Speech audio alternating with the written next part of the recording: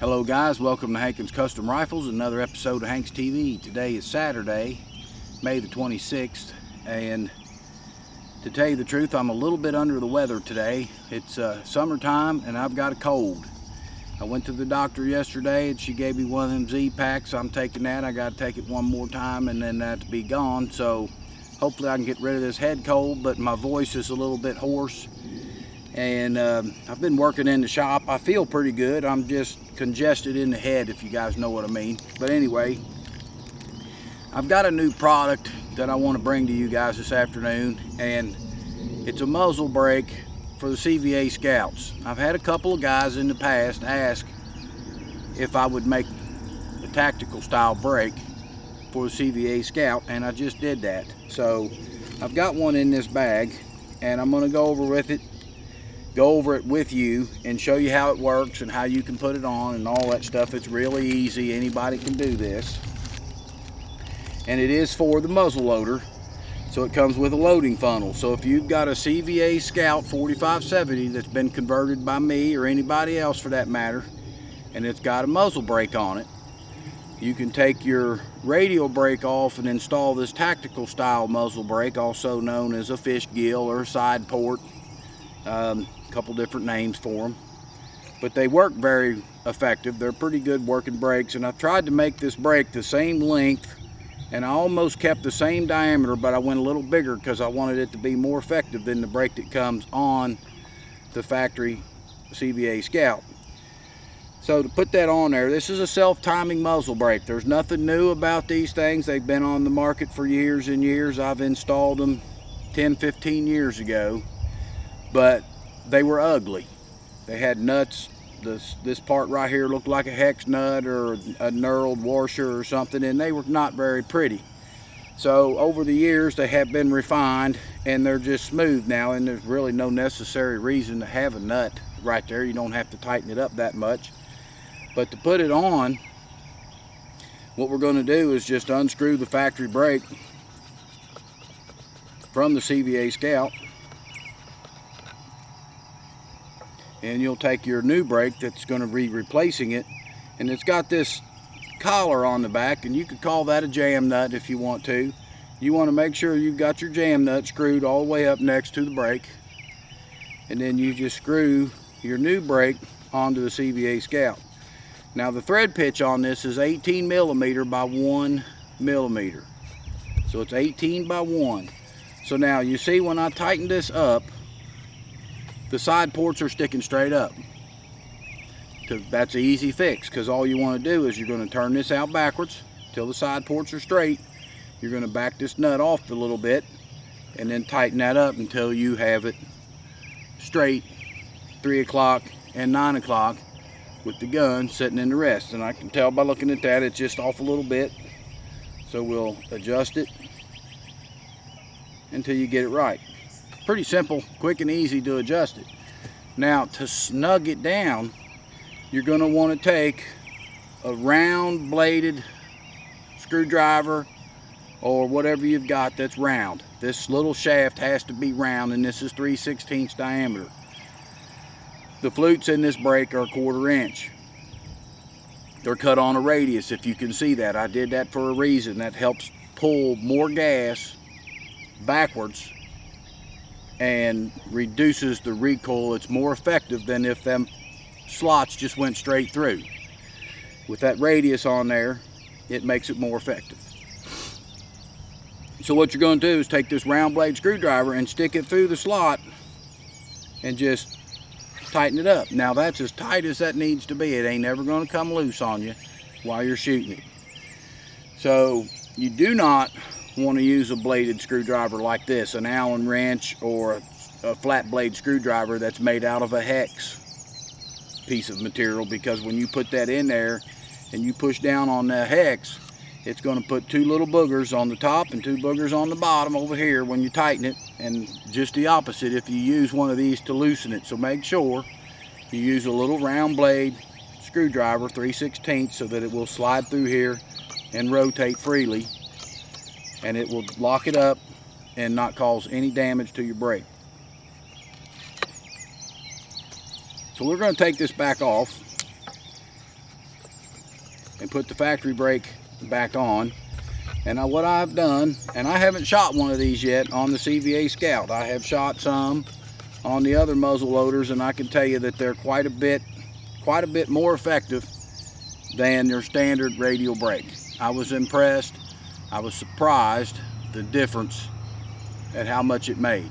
So what we're going to do is we're going to shoot this gun twice with this brake, and we're going to shoot it twice with the new brake. And we're just going to try to compare recoil and see if we can physically see a difference. Now this is no rocket science. I'm not doing any kind of special test. I don't have anything set up to measure recoil. We're just going to look at it and see if we can tell a difference when the gun goes off. And I'll be honest with you, if I can feel a difference in my shoulder, I'll tell you. And what we're going to shoot, I've got the powder right here. We've got 4 tubes of 4198. That's 65 grains of powder. You can zoom in on that and look at it good. It's 65 grains in each tube. We've got 4 Parker BEs, and I've got 4 primer caps. I'm going to load it up, and we're going to shoot it with the factory brake on it. Okay guys, we're getting ready to load this gun. We don't have a whole lot of time. It is thundering in the background. I just saw some lightning, and it's getting dark back in behind us. It could spring up one of them summer thunder showers any moment, and it just rained here about a half an hour ago, but it only rained for a few minutes. So we're just going to start out here. We're going to shoot this one twice. This is a brand new gun, by the way. Never been fired before.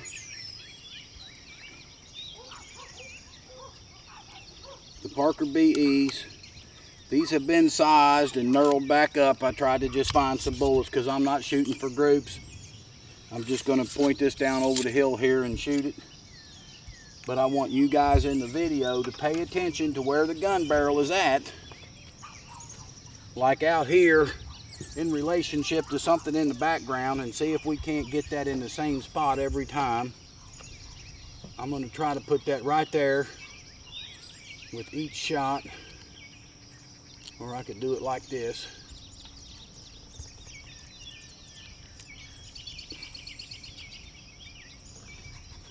There we go. So we're loaded.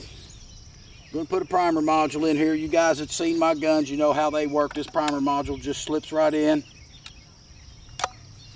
closes up, and we're ready to go.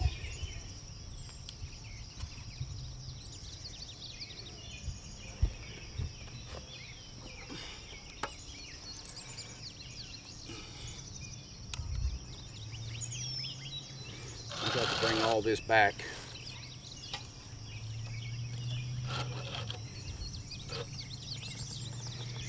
Okay, fellas, here we go.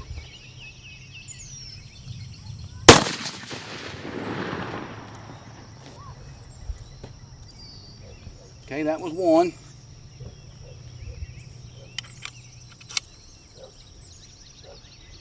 This is the maximum load that I recommend in these guns, 65 grains, 4198. With the 275 grain bullet. If you shoot a heavier bullet, you got to reduce your gunpowder charge. If you shot a lighter bullet, you could go up a few grains. And I will tell you, fellas, I'm trying to hurry because it's going to start raining.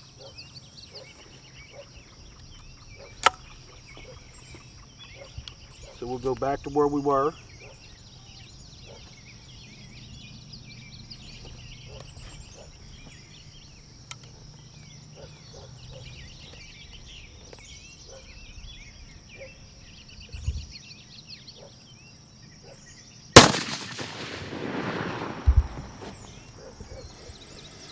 Okay, that has a pretty good bounce to it, pretty good jump.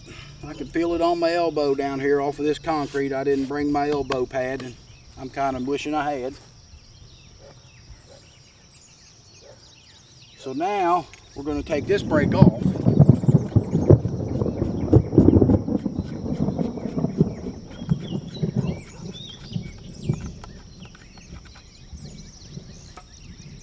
And we're going to put the new tactical style on.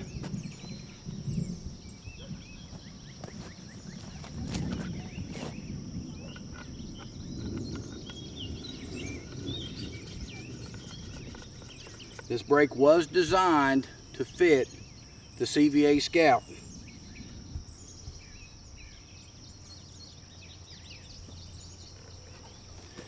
Okay, that looks pretty straight. Now you can get as picky with this as you want to. And that's good enough for our testing purposes right there.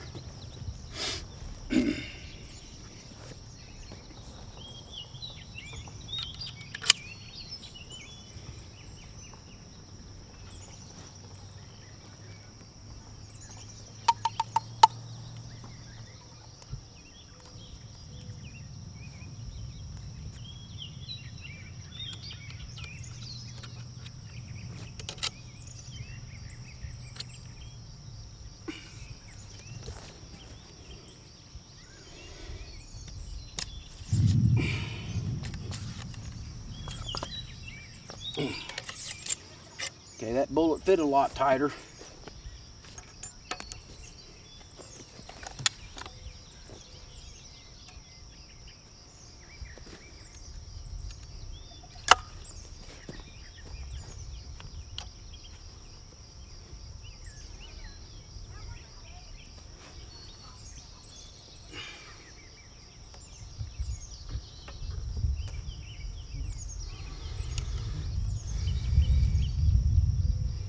Here we go, fellas.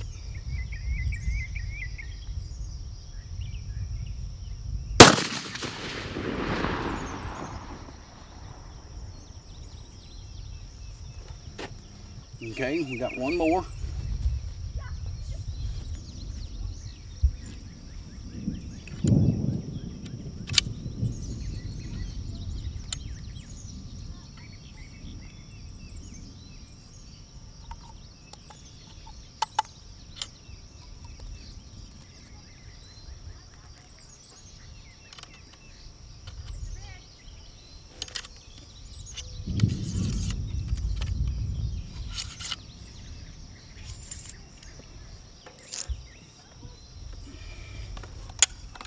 Both these bullets fit a little tighter than the first two because I guess the barrel's getting fouled up a little bit.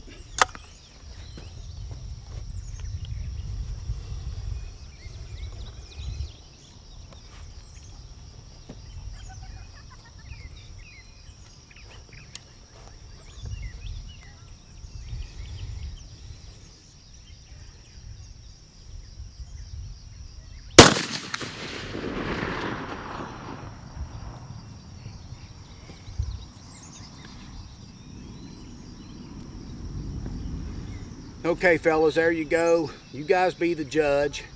Did it or did it not make a difference? I think it might have helped a little bit less recoil. The gas is all dispersed out of the sides, so if you're a guy that shoots from the ground, you won't have that big dust cloud blowing up all over you and your gear. That would be a good reason. If you wanted to buy one of these, you might want one just because of what it looks like. But if you do want one, contact me at Hankins Rifles at twc.com. That's my email address. I'll put it on the down there on the screen below me here. And you can try calling, but I'm pretty hard to get on the phone. I don't answer the phone much anymore. So email me if you want one of these. Tell me what you want. You want the side port brake for the 4570 converted, and I've also got these in what I call gunsmith ready. And it's got like a 1/4 inch hole drilled through it. Your gunsmith can install it on the barrel if you've got one of these 35 wheelings, or if you've got the I think they make this in a 243 and a couple other calibers. If you just want a different brake, it's called a gunsmith ready brake. This brake is going to sell for $175 and comes with the loading funnel. Without the funnel, it'll sell for $100. If you buy one of the Gunsmith Ready brakes, they're $75. So let me know if you need one. Gunsmith Ready brake can be opened up to 20 thousandths over bullet diameter and put on any of these CVA Scouts that you want. I'm going to give you some more information real fast on this brake, and then we're going to call it quits because the storm is coming in. I can see the lightning and the thunder's coming. This is an 18 millimeter by 1.0 thread pitch. It's a 4-slot brake, what we call self-timing. The tenon length that you need, which on your CVA Scouts you're fine, but you can also use this brake on anything else that you want to. The tenon length that you're going to need to screw that on would be from 1/2 inch up to 650 thousandths. The total weight of this brake is 3.5 ounces.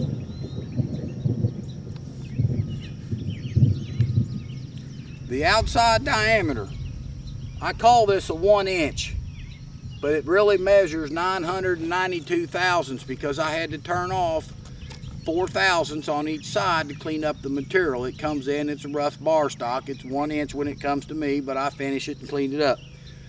So you're buying a 1 inch brake, but it's really going to measure 992 thousandths.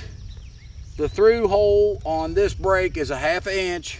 That allows you to use the loading funnel to slide through the brake.